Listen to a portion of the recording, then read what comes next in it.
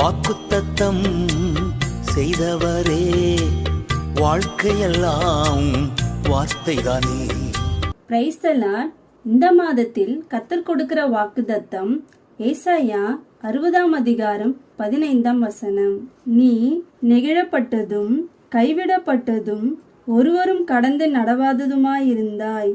ஆனாலும் உன்னை நித்திய மாட்சிமையாகவும் தலைமுறை தலைமுறையாயிருக்கும் மகிழ்ச்சியாகவும் வைப்பேன்.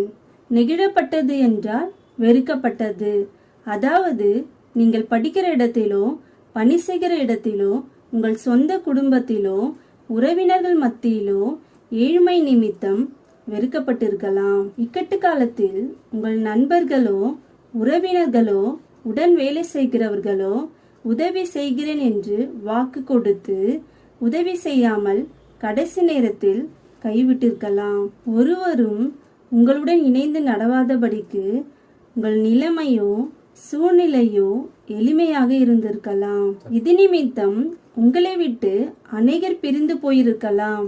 ஆனால் உங்களை நேசிக்கிற, உங்களை கைவிடாத, எல்லா சூழ்நிலையிலும் உங்களோடு இணைந்து நடக்கிற இயேசு இனி அவர்களுக்கு முன்பாக உங்களை உயர்த்தி புகழ்ச்சியாகவும் மகிழ்ச்சியாகவும் வைப்பேன் என்று வாக்கு கொடுக்கிறார். எனவே உங்களை வெறுத்த, கைவிட்ட, பிரிந்து போன நபர்களை குறித்து கவலைப்படாமல் உங்களை நேசிக்கிற, உங்களை காக்கிற, உங்களுடன் கூட இருக்கிற தேவனையே நோக்கி பாருங்கள்.